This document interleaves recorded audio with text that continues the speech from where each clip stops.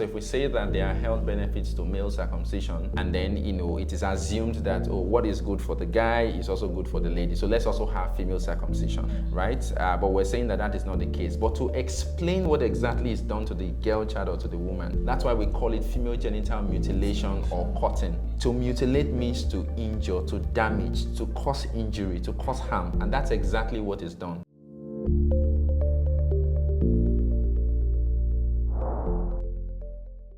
Hello everyone, welcome to Unbox It with YouthhubAfrica, your go-to podcast for discussing issues affecting young people in Africa and beyond. So today on the first episode of Unbox It with YouthhubAfrica, we are going to be discussing a very important issue, FGM, which is female genital mutilation. So before we jump right in, remember to hit the subscribe button and the like button if you're enjoying the conversation.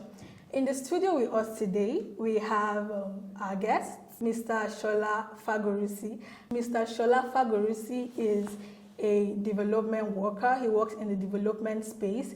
He is also frontlining, spearheading initiatives around sexual and reproductive health and rights, around adolescent education, and anything involving women, rights, and sexuality. Mr. Sola Fagorusi, we are glad to have you in the studio today. Thank you very much, Confidence. Thanks for having me. I was hoping to see a box, so that we can unpack several of these issues. So I really look forward to this conversation. Speaking on female genital mutilation, can you quickly give us a brief on why this conversation is critical? When we talk about female genital mutilation, just to give our audience very rich perspective to this, we're talking about the partial or total removal of all or part of the external female genitalia for cultural and also for non-medical reasons.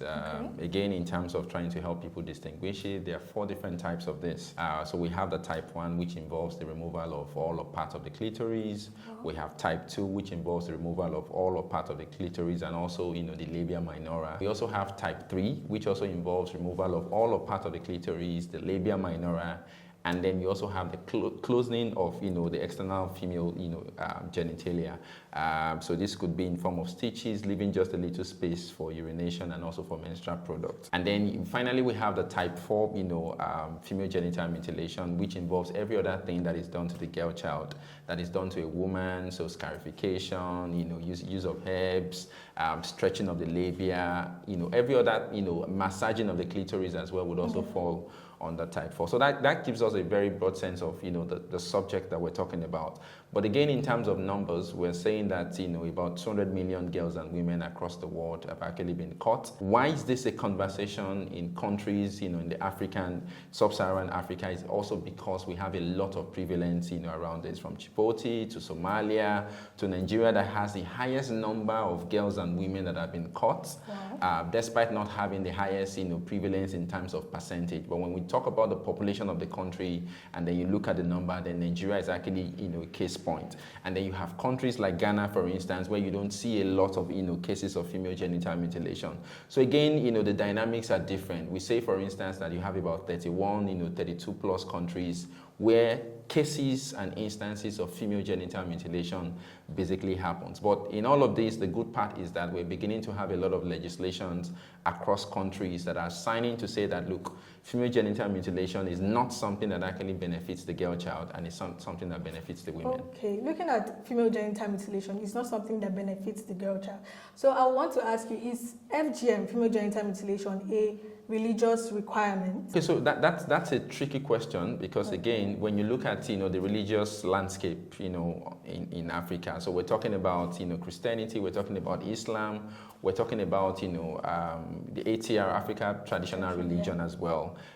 So for the dominant religions, for the dominant religion, Christianity, for instance, we have very clear empirical evidence showing that there is nothing in the Bible that alludes to female genital mutilation. The instruction was for the male child. So where is the controversy? The controversy lies in the assumption that when the Bible mentions for your male child or for the male children, you're referring to both male and female. right? But it's clear that the injunction was actually for the male child. So which means that the interpretations that when the Bible is saying circumcise, your male child is for both male and female is actually wrong, right? That's one. For Islam, again, what we have seen very clearly is that you don't have instructions around, female genital mutilation in the Quran. But however, the hadiths, there are different types, with respect to the hadith. You have, the weak hadith, and then you have the strong hadith. The strong hadith does not have any recommendation around female genital mutilation, right? The deeper conversations to this, when you begin to interrogate, Muslim clerics, is to say that, even the weak hadith that has mentioned about female genital mutilation mentions it from the context of, you cut small, you cut a part of it. So the question really is, how do you define small? So what we have seen several clerics subscribe to is that, look, if we're saying that, cutting small is something to look forward to, it's the recommendation rather, then it's also safe if you say you decide not to cut at all. But really, we have clerics who basically work with us. When we go into some rural communities, depending on the religious bias of those communities, these clerics are able to come forward. The African traditional religion, component is what, brings a different dimension to this, because again, it's coming from, why do people do this? For what purpose? Or it's actually it's a patriarchal, it has a patriarchal outlook within, communities. So you have persons doing it. We have been in communities where that is the sole reason for which they do it. So this is where a lot of our engagement comes in, because the African traditional religion is closely knitted to culture. So I want to ask, is there any health benefit? Does FGM help you with putting to bed? Is there any health benefit at all attached to female genital mutilation? Okay, so we hear different reasons, and one of those ways that has been strongest in trying to engage this in communities from Kenya, to Somalia, here in Nigeria, countries, across Africa, is to look at this from the angle of who has the overall authority when it comes to health, right? So doctors, nurses, healthcare workers are the ones with authority on the human body. Yeah. So the medical curriculum, the curriculum for training, nurses and midwives, you will never find a component of that curriculum that actually says that this is how to circumcise or mutilate the girl child, right? So if you're sick, you have problems with organs in your body, you go to medical professionals. And we always tell people as well that, look, when we had issues around COVID-19, the World Health Organization, working with health bodies across various countries, gave us recommendations, and we followed the recommendation. When the conversations around malaria started, we also started conversations around use of mosquito nets, clearing your compound, your neighborhood. That was also the recommendation. When we had Ebola, when we had Lassa fever, this was also what we did. When we started having issues of polio, acute flaccid paralysis amongst children, this was also the World Health Organization's recommendation that helped us, reduce prevalence. So the question really is, why is it difficult now to choose also the World Health recommendation saying that female genital mutilation is dangerous and does not profit the girl child or the woman, right? And so it's a double standard. I choose one and then I don't choose the other one. Right, thank you very much. Now for our listeners, this podcast is not just for us talking.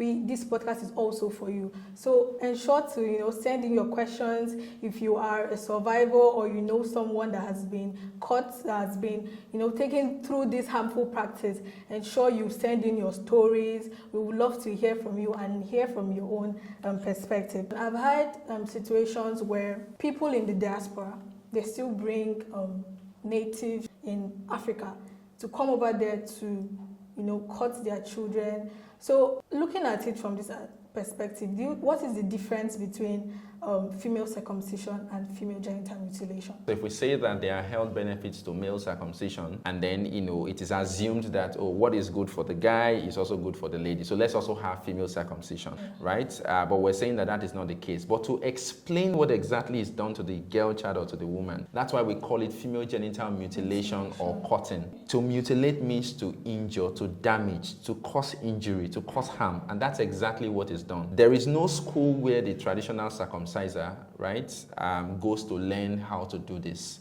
Across Africa, it's only in Nigeria where you have majorly male circumcisers, right? In several other African countries, from Kenya, it is always, female circumcisers, right? Yeah. So the dynamics are basically different. So we're saying that to help capture exactly what happens, that's why we explain this as female genital mutilation, because female circumcision makes it seem like, it's the same thing that is done to the male child, right? We're saying that for the male child, even though we have several persons advocating even against male circumcision now, but that's not, the context to say that, look, you don't even need to cut anything. But what we know for a fact is that the clitoris, which is the major organ which is cut, is not a vestige organ. A vestige organ is one like your appendix that you can decide to cut off and nothing would happen to you, right? Yeah. The clitoris is not a vestige organ. There are indications that, there are, numbers out there that says that the clitoris is about 4,000 times more sensitive than the penis. So which means very clearly that, look, there's a function that it serves. If you go to some parts of, Africa here, where we begin to have people say they massage the clitoris. Oh, we don't cut. That's why we're talking about type 4 FGM. Yeah. They don't cut the clitoris. So if you look at the anatomy of the female child, if you look at the anatomy of the woman, you would find the clitoris there. But what they have done is to immobilize the clitoris, deaden the nerve of the clitoris, and then it's no longer serving the function of being a clitoris. Right?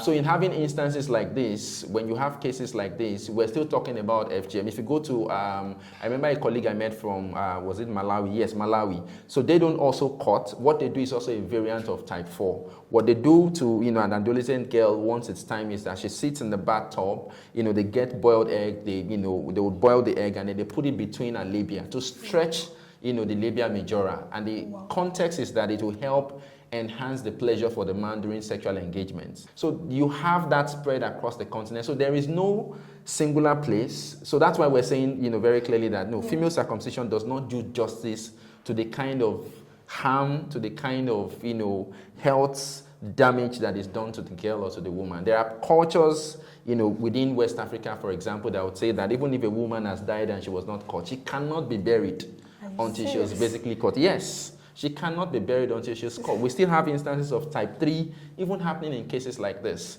even happening on the continent, right? So we're saying that what we need really is for people to really understand that, look, the girl child is born perfect. The woman, there's nothing wrong with her. There's no part of her that needs to be cut. Yeah. But again, we need to understand that those who choose to cut, they do it from a position of love. The mother, the grandmother trying to cut, her daughter, trying to make this happen is because they love the girl. They want the best for her.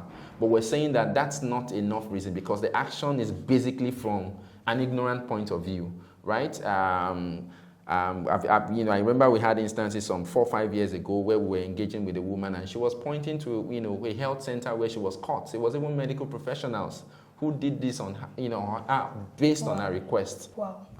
This conversation has really been an eye-opening one, and we are barely scratching the surface. So if you've had any thoughts about this before, any questions you've had about FGM before, ensure you drop your comment in the comment box and we'll be sure to respond to you. You said something that there's a lady that did this practice on herself. Okay, so what I was trying to explain is, how it was done on her, how this was done. But again, it's also about the social norm.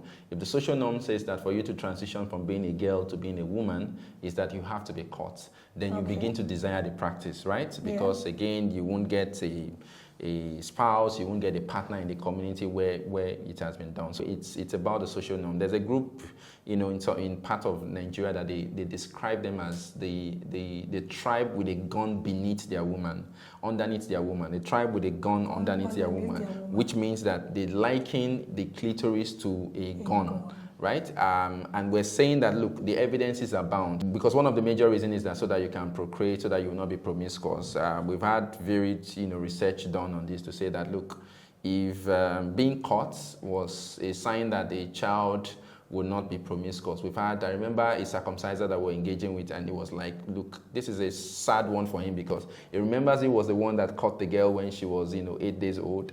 And the girl was, I think, 13, 14 then, and she was already pregnant. So if it was about promiscuity, then it means that what you were doing it didn't work, right? So we're saying that, look, promiscuity, which is a major reason that we see a lot of families do this on the continent, it's about how the child is morally brought up. It's about moral upbringing for the child. It has nothing to do with, whether the child is basically caught or not. Thank you very much, Mr. Shola. So to our listeners out there, remember to hit the subscribe button and click on the like button as well. And to our listeners, thank you for tuning in to Unbox It with Youth of Africa. Until next time, see you.